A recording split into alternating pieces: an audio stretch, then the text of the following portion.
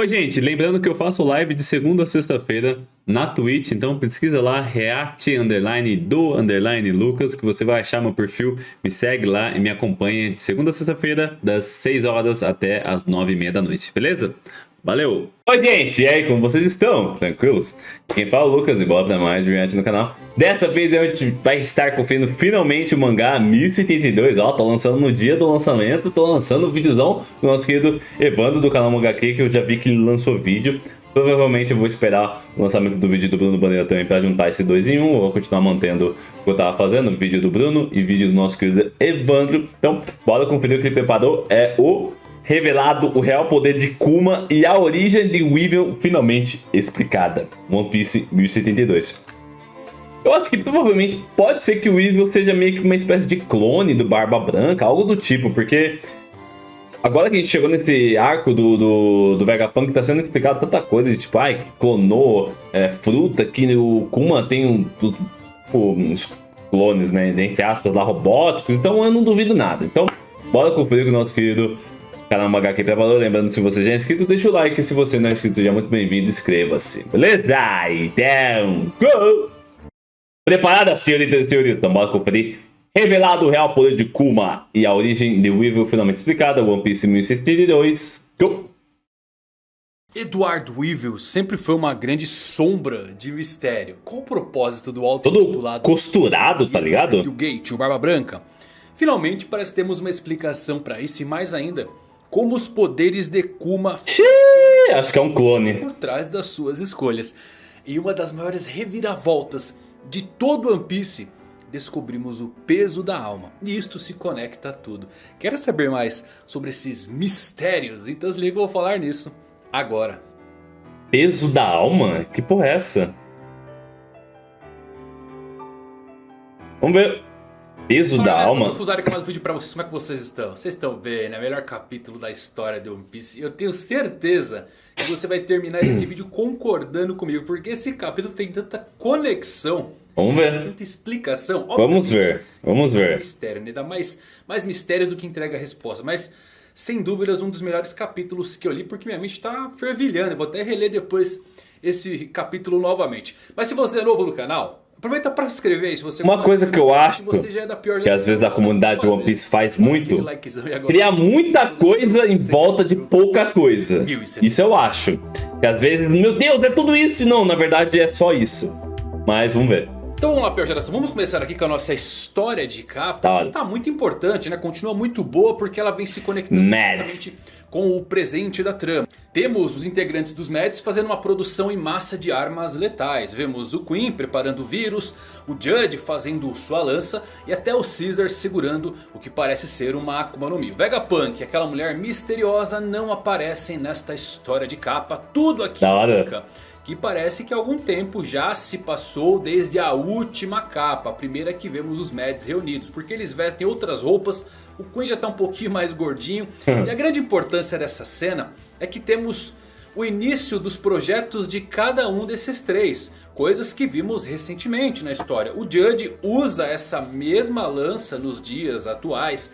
O Queen aprimorou mais e mais os seus vírus e o Caesar criou as Smiles. Detalhe que essa fruta que o Caesar está parecido, né? Bem preta, mas não é uma Akuma no Mi porque não tem as clássicas espirais. Então pode ser um projeto inicial do que viraria as Smiles. O interessante de saber sobre os Mads é a sua linha temporal em que essas coisas vêm acontecendo. Porque o incidente de God Valley foi há 38 anos atrás. E o Kaido escapou de Punk Hazard e criou a sua própria equipe há 33 anos.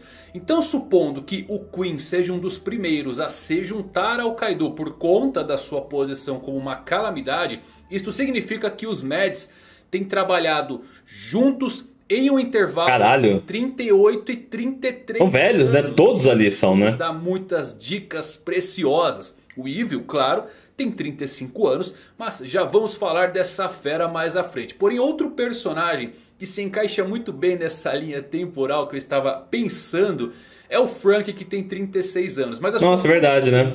Com os Mads, só vai ser muito mais à frente na linha temporal. Mais precisamente há 10 anos atrás, quando o Tom San é condenado E o Frank ainda é chamado de Cut Flan. E nesse ponto ele é dado como morto ao tentar parar o trem que levava ao seu mestre. Enquanto ele boiava no mar todo ferido, ele acaba encontrando um navio abandonado que curiosamente é muito semelhante ao navio dos Mads. E foi a partir que o Frank começou a fazer os seus implantes cibernéticos. Ou seja, pode ser que o Frank basicamente já estava usando tecnologia abandonada parece mesmo. dos Mads, se esse for mesmo o seu navio. Isso está muito alinhado com o Frank, porque o Frank, quase morrendo, pousa em um navio dos Mads abandonado. E não por acaso, após isso, o Kuma enviou o Frank para um laboratório de ciência abandonado também do Dr. Vegapunk lá no Time Skip. Eu acho muito legal essas conexões.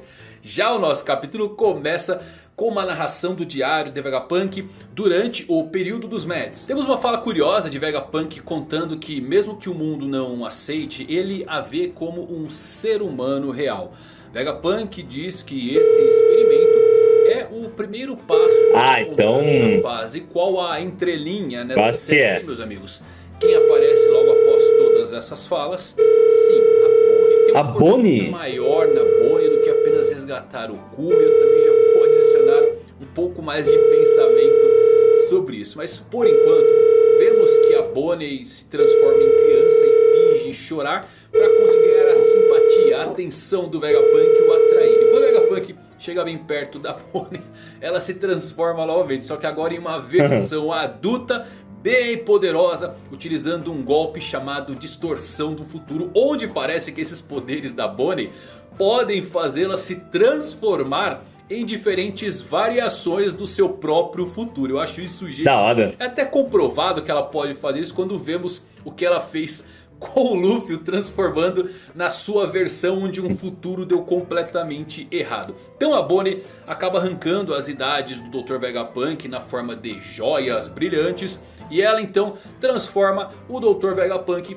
em uma criança, quase um bebê. Temos uma revelação maravilhosa aqui também sobre os poderes da Bonnie, porque desde Shabold sempre nos perguntamos sobre a potência desses poderes da Bonnie, se tinham realmente uma duração infinita ou não, era limitado. Eu sempre achei que fosse limitado, porque senão ela poderia criar imortais. Mas agora confirma que seus poderes, sim, tem um tempo permanentemente, legal. E isso enterra várias teorias, como ser por isso que o governo mundial queria a Bonnie, para usar os seus poderes no Gorosei para torná-los sempre jovens, mas isso não funciona. E o Vegapunk diz que não pode contar a Bonnie o motivo pelo qual transformou o Kuma no que ele é hoje, porque esse motivo vai causar uma grande dor na Bonnie. E é por isso que o Vegapunk até prometeu ao Kuma, seu grande amigo, que nunca contaria a verdade para ela. Caramba! A decisão inclusive de perder a consciência do Kuma foi dele mesmo, e isto causa dor no Vegapunk até os dias atuais. A Bonnie precisa acreditar que o seu pai a deixaria para morrer. Ao mesmo tempo, também podemos ver o que está acontecendo lá no Porto Vermelho. O Kuma está tentando escalar a Red Line, mas acaba sendo abatido em uma cena pra lá de triste pelos fuzileiros navais. O Kuma está copiando o mesmo movimento que fez. Já a Bonnie vai morrer e vê uma sala com uma pata de urso na porta, a qual o Vegapunk jura. Ele jura que não tem nada a ver com o Kuma, aquela patinha desenhada. Não, tem nada. E aqui vemos mais da extensão dos poderes da Bonnie, que destrói a fechadura, envelhecendo ela. E da hora. Que essas habilidades são muito semelhantes às da Shinobu lá do país de Wano. Então o flashback de Vegapunk e Kuma se inicia com diversas revelações. Vegapunk diz ao Kuma que um certo cientista do West Blue acabou descobrindo que os humanos pesam 21 gramas a menos depois que eles morrem. Então 21 gramas é o peso da alma humana. Além dessa revelação incrível, inclusive em nosso mundo aqui tem estudos também sobre o peso da alma humana. A outra revelação que eu gostei é que todos esses anos eu pensei que aquelas orelhas faziam parte do chapéu do Kuma. Eu adoro os designs dos personagens do Oda. Eu não sei se essas orelhas têm a ver com a sua raça. Eu acho que é do chapéu. Ou se é somente como ele penteia o seu cabelo. Agora, o peso da alma. Quem é o cientista que contou isso ao Dr. Vegapunk? Quase com certeza, olha só, mais conexões surgindo. Foi o Dr. Hogback, porque ele é um cientista lá do West Blue. Honestamente, eu ficaria surpreso se ele tivesse algum tipo de conexão passageira com os Mads, e com o quão insano eles parecem ser. Além disso, o Dr. Hogback basicamente trabalha apenas com cadáveres. Então ele deve ter tudo isso faz documentado. Sentido. Lembrem que Dr. Hogback e o Moria inclusive pegaram o cadáver do Capitão John, que fazia parte dos Piratas Rocks. O Vegapunk também acaba explicando mais das habilidades da Nikyu Nikyu no Mi, a fruta da patinha do Kuma. Ele diz que o poder do Kuma transforma coisas intangíveis em algo tangível. Um exemplo simples, o Kuma pode transformar a dor, transformando os sinais nervosos em energia tangível que ele pode expulsar de um corpo. Então, por extensão, Kuma também deve ser capaz de fazer o mesmo com a imaginação, com os pensamentos ou mesmo com as memórias. E uau, temos muitas explicações aqui. A cena do Zoro recebendo a dor do Luffy é certamente a que deve vir na sua mente agora, mas não só isso. Eu creio que seja por conta desse poder do Kuma que ele sabia onde enviar cada um dos chapéus de palha durante o time skip, captando o sinal nervoso e convertendo em energia tangível. Caralho, mano. Kuma descobriu o que combinava perfeitamente com cada um dos chapéus de palha para que eles pudessem treinar e ficarem mais e mais poderosos. Isso é da hora. Coisa, o poder do Kuma transforma coisas intangíveis em coisas tangíveis. Desejos são intangíveis, mas as frutas são tangíveis. Eu estou querendo saber se o poder do Kuma é como o Dr. Vegapunk transferiu poderes de frutas para objetos, porque isso faz muito sentido. Só vimos Zoans sendo transferidos e a explicação para isso seria a consciência do animal que iria permitir a sua transformação. Você precisa de um animal senciente que possa ouvir o comando de um humano, um cachorro, um elefante, e com isso ativar os poderes quando necessário. Então o Kuma pode ser a chave para dar as frutas do diabo. Caralho, faz sentido também, mano. Falei pra vocês que minha cabeça ainda tá fervendo com tanta informação. Mas bem, o Vegapunk quer que o Kuma tente então trazer à tona suas próprias memórias, porque ele quer saber o peso e o tamanho de uma memória humana. O Kuma não quer fazer isso porque ele acha extremamente embaraçoso, mas o Vegapunk implora ao seu amigo pelo bem da ciência. De volta ao presente, vemos que sim, o Kuma realmente acabou tirando suas memórias e tornando em algo tangível. A Bonnie entra na do urso na porta e se depara com essa energia em forma de pata do seu pai. Ela caminha em direção a ele e olha só, galera, se o Kuma pode realmente deixar memórias desse jeito, e se em Laugh Tale os piratas Rod acabaram tocando uma bolha de memórias de Joy Boy que acabou sendo extraída utilizando a Nikyu no Mi 800 anos faz sentido nenhum. É por isso que todos riram. Não. Sabemos que Nika tem essa capacidade de fazer todos rirem. E eu estou achando todas essas informações simplesmente fascinantes. Isso eu acho que não. Nas possibilidades de uso aqui no... Por isso que eu falo, aí já vira brisa já. Eu acho que não. Ligar e dar memórias ao mundo. E esse é o maior trunfo dos revolucionários. Isso aqui pode ser a chave para começar a guerra final contra a Insama e o governo mundial. Porque o Kuma, Vegapunk e o Dragon podem transmitir as memórias do século perdido ao redor do mundo. Isso é legal. Todo mundo se lembrar de quem foi Nika, Deus do Sol. Obviamente que temos toda essa empolgação, mas também temos essa parte triste. Porque temos uma revelação de por que o Kuma ele é tão robótico, inclusive quando ele surge.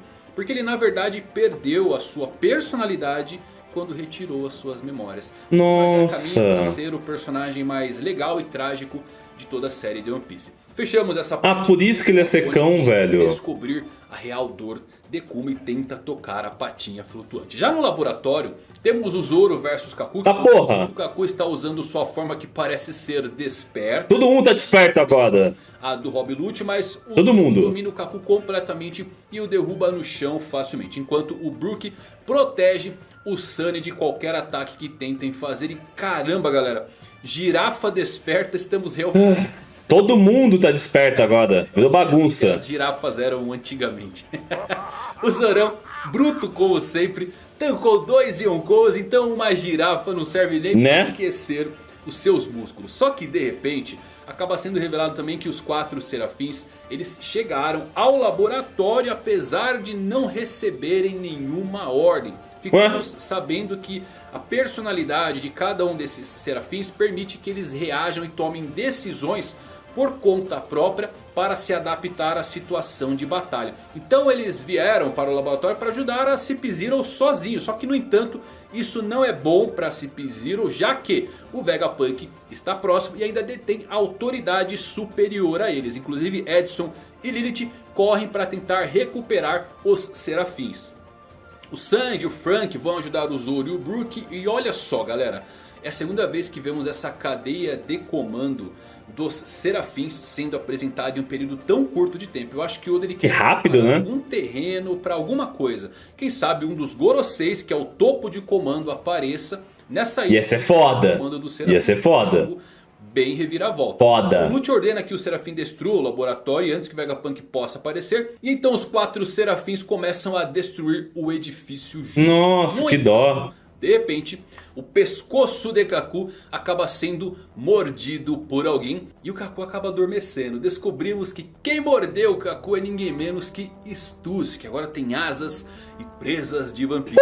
Sua verdadeira identidade acaba sendo revelada. Stussy é um clone de Miss Buckingham Stussy, um dos membros dos lendários piratas Rocks. Caralho! Stussy é o primeiro clone humano bem sucedido criado pelos Mads. E ela acabou de fazer Kaku dormir e agora precisa que o Lute durma também. E uau, vamos lá, você segura aí porque tem muita informação acontecendo aqui. Acho que acertamos mais algumas teorias aí, mas primeiro de tudo, olhem a genialidade do Oda. Porque a Stussy, quando foi apresentada lá em Holy Cake, acabou lhe sendo oferecido ali um suco feito pela Smoothie. Qual era o suco que a Stussy tomou?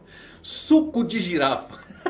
Isso é muito louco, né galera? Mas não só isso, Oda é um homem tão selvagem que ele apresenta Stussy como a rainha do distrito do prazer lá em Holy Cake. E logo na sequência um plot twist. Ela é na verdade uma agente da CP0 e agora, todo esse tempo depois, ela é revelada como um clone vampiro de um ex-membro dos piratas. Caralho, que porra é essa, velho?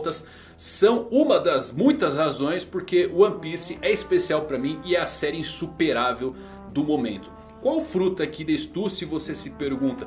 Considerando que os CPs têm frutas de animais normais e simples como o lobo, o pardo, a girafa, deve muito bem ser a Bato-Batonomi, a fruta do morcego. Agora se for algo mítico, pode quem sabe ser a fruta da Sucubus. Acho que seria bem legal, mas eu estou mais inclinado aqui para ser a fruta mais simples do morcego. Mas bem, a Stussy realmente parece ser uma agente tripla, porque o Kaku, ele deveria ser o seu irmão de armas. E logo no início aqui do arco de Egghead, ela já deixou ele voar de cara em um dos feixes de laser do Dr. Vegapunk. Eu acho que ela estava bem ciente de antemão desse sistema de segurança. E como uma agente tripla ligada ao submundo do crime, é possível que ela já estava planejando e sabotando muitas coisas há muito tempo. Porque lembrem, foi ela que assassinou o Lufeld, que estava lá na festa do chá da Big Mom enquanto ninguém estava assistindo. E o Lufeld é aquele que patrocinou os Mads no passado. Caralho. Enfim, a Stussy, que é um clone de Miss Buckingham Stussy. Confesso que Stussy sendo um clone realmente foi inesperado pra mim.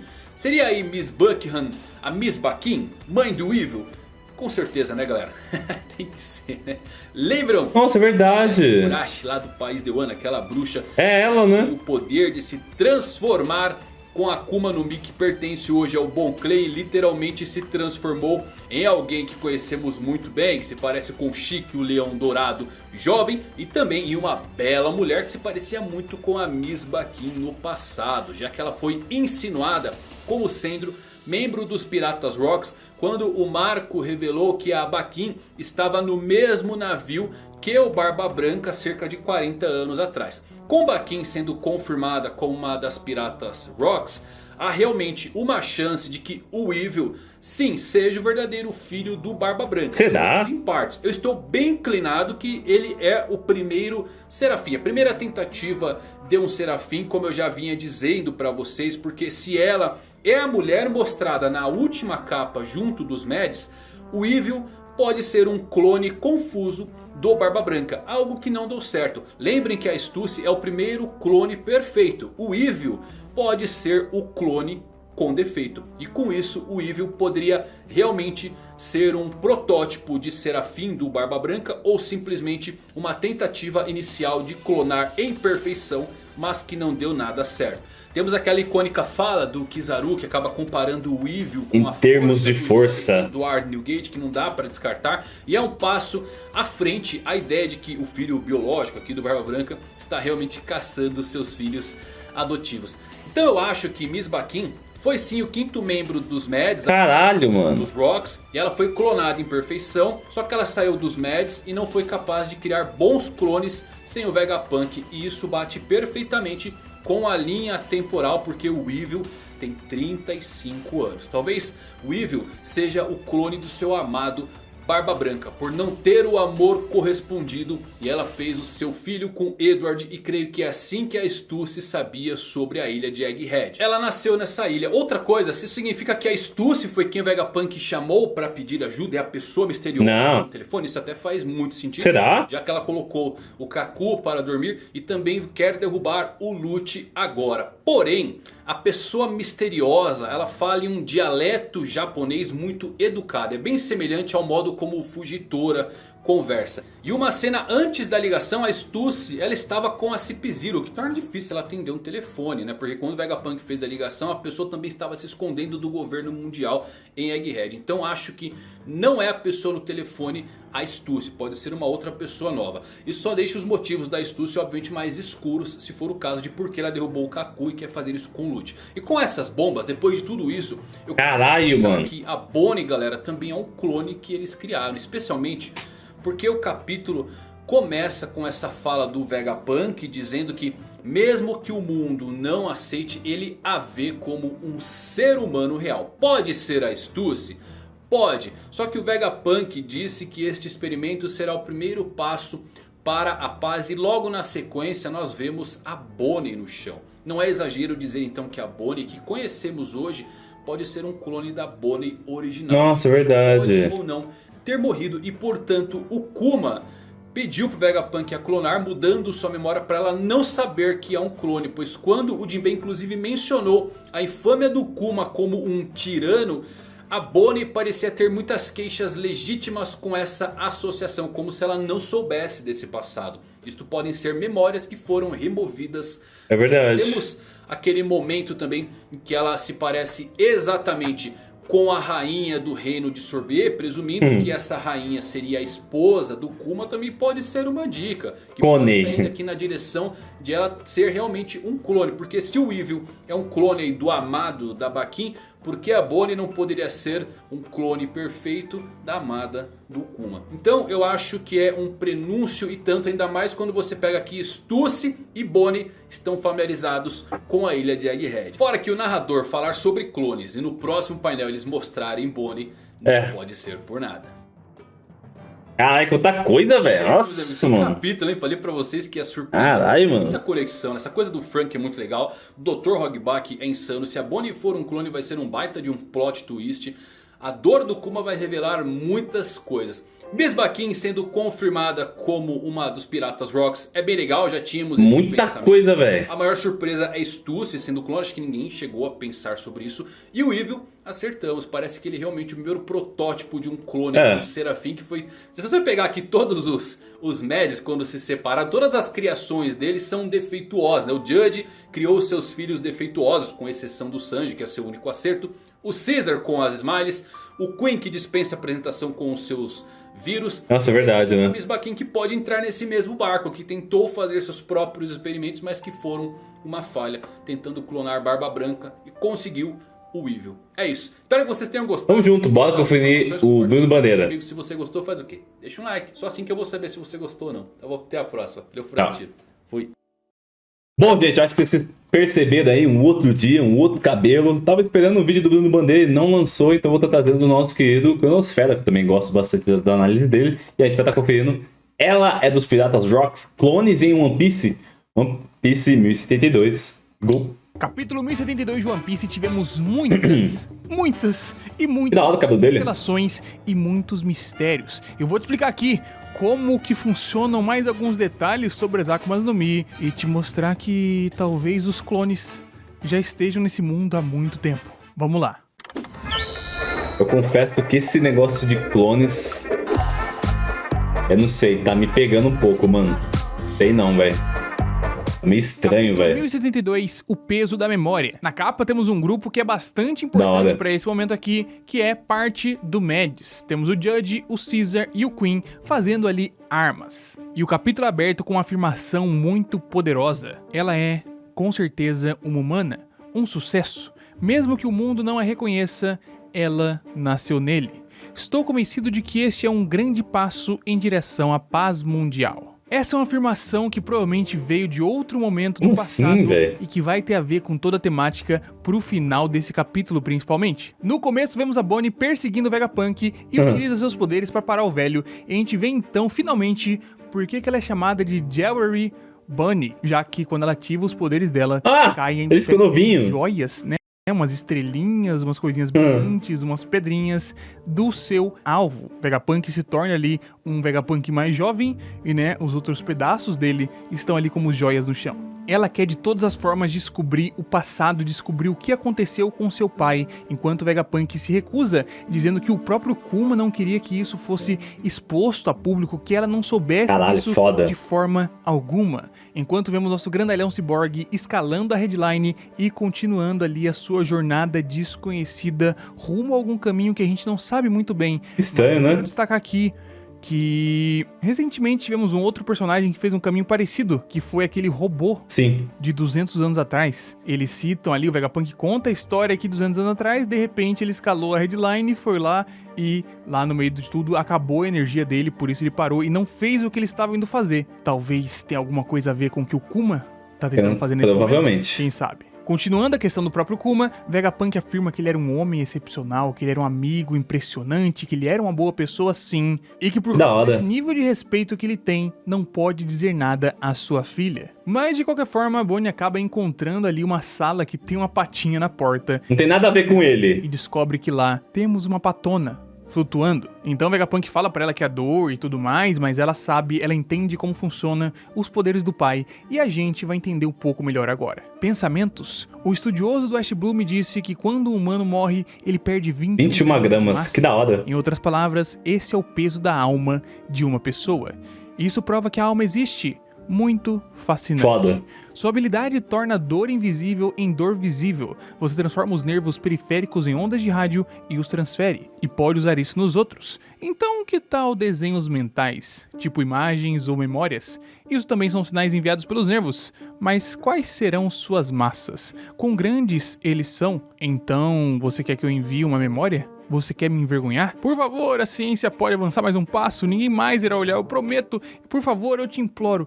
Vegapunk queria... Que dó, mano. E ele perdeu removendo os sentimentos, velho, por causa disso. E eu acho que aqui a gente já tem muito da base do que aconteceu com ele realmente. Né? A gente tem uma patona gigantesca naquela sala, que provavelmente são as memórias do Kuma, e ele foi as retirando gradualmente. Lembra que cada vez mais que o Kuma aparecia, mais ele era ciborgue, mais ele era um robô do que um humano? Talvez, pouco a pouco, ele foi retirando e guardando até mesmo essa essência. Mas eu quero ressaltar aqui que isso abre precedente para muitas coisas. O poder do Kuma de retirar memórias, de retirar talvez alma das coisas. Esse é um termo que a gente tem visto sendo usado bastante aqui em One Piece. Alma dos objetos, alma das pessoas, alma das frutas, possivelmente a alma de muitas coisas. E que aqui é dito por Vegapunk a questão ali daquela teoria que existe no mundo real. Essa teoria dos 21 gramas é uma coisa que foi relatada no nosso mundo, por isso existe nesse imaginário popular da cultura pop e que talvez exista em One Piece também.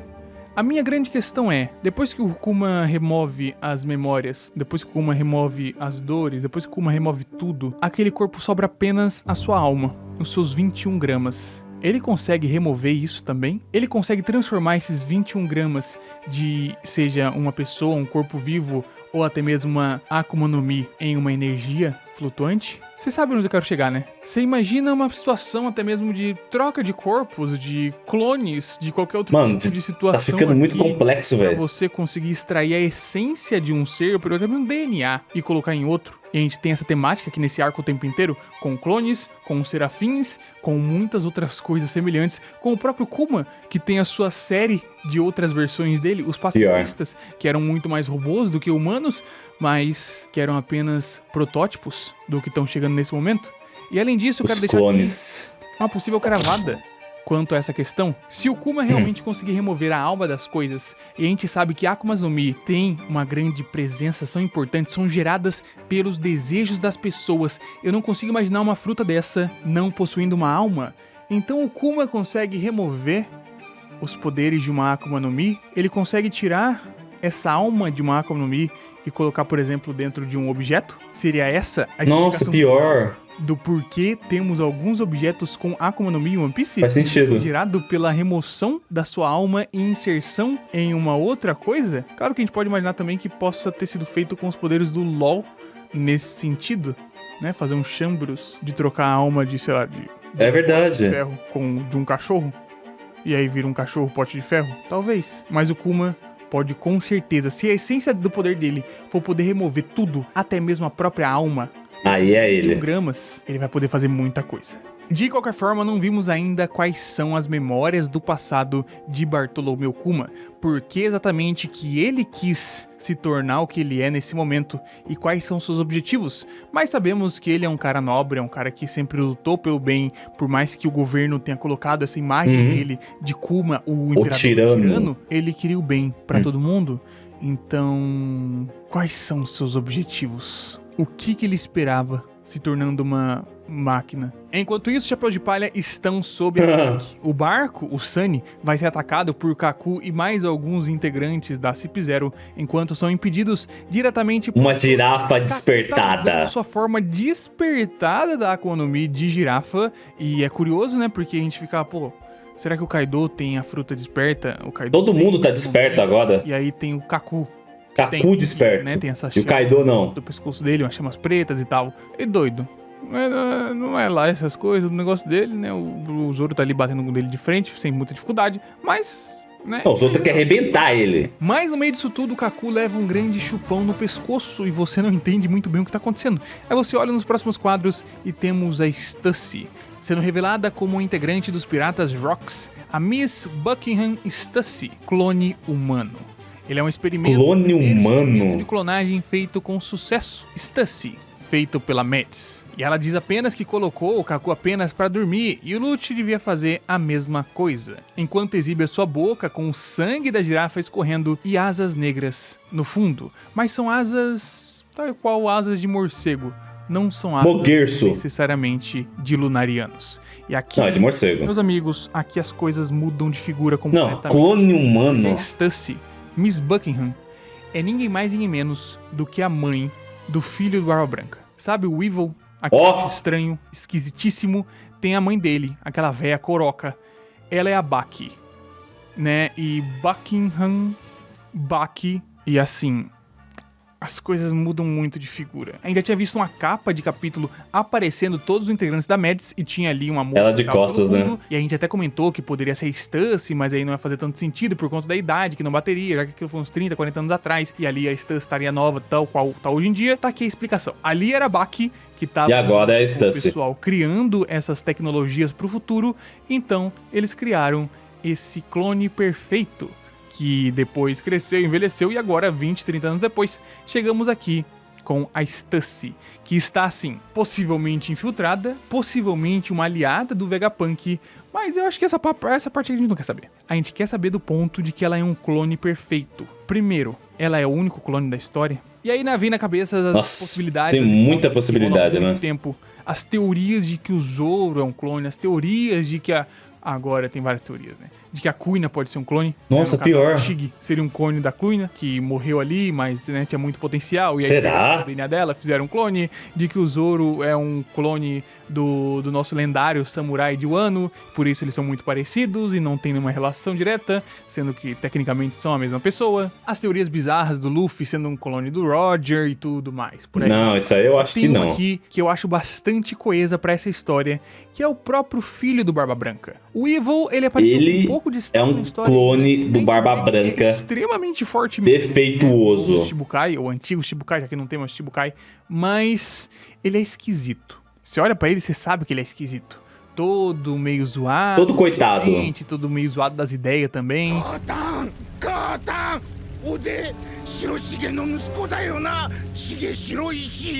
E a proposta aqui e se o Evil é na verdade um clone do Barba Branca? Um clone dos testes iniciais que não tiveram um resultado tão bom assim. Aí deu ruim. Ele veio com vários problemas de saúde, por isso ele veio todo costurado, por isso ele veio todo mal acabado. Todo fudido. Porque não tava no seu ápice, na sua possibilidade maior de criar clones bons. Então eles criaram com esse aqui, com o DNA do Barba Branca, continuaram testando mais alguns, fizeram ali todos os filhos do Judge, né, o Sanji, todos os seus irmãos, verdade. tem suas modificações genéticas e tudo mais, pra ser mais ou menos clone, até que no final eles criaram a Stussy. A Stussy, eu quero ressaltar aqui, que já foi dito pelo Marco, que ela viveu junto com o Barba Branca numa tripulação, né, 30, 40 anos atrás. E, né, ela apareceu depois como mãe do filho do Barba Branca, etc, etc, etc.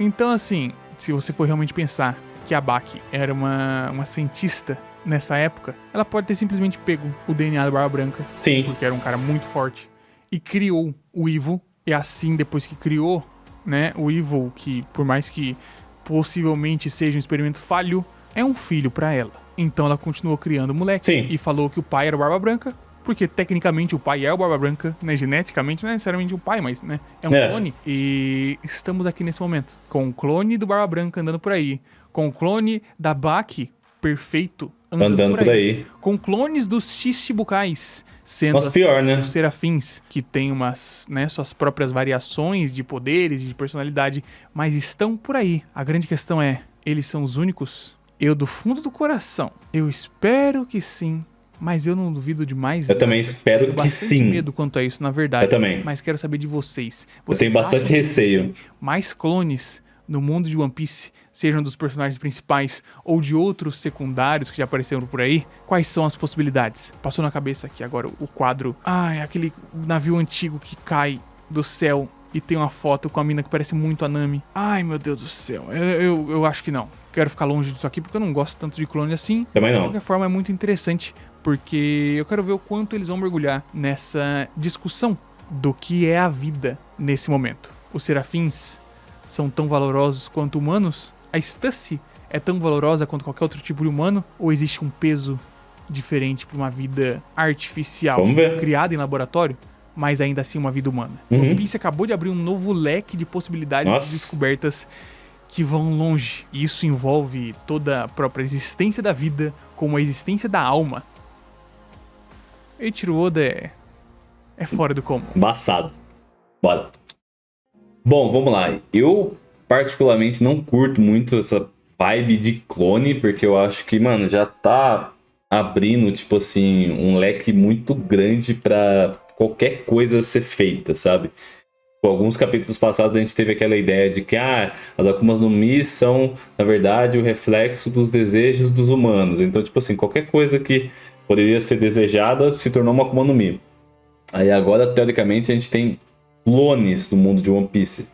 Sendo que sim, a gente já tinha o Kuma, os experimentos que foram feitos no Kuma. A gente tem os Serafins, que querendo ou não, são basicamente clones dos antigos Shichibukais. E agora a gente tem a confirmação de que aquela moça ali é um clone perfeito e que muito provavelmente o Evil é um clone do Barba Branca. Então, tipo assim, é muita coisa. A gente tava numa obra de pirata que estica pra uma obra de, tipo, um mundo pós-apocalíptico, porque teoricamente toda essa tecnologia do Vegapunk é uma tecnologia do passado. Então o mundo de One Piece é um mundo pós-apocalíptico, que existem clones e que possivelmente pode ser que existem almas dentro das frutas. Então, mano, tipo assim, realmente é muita informação.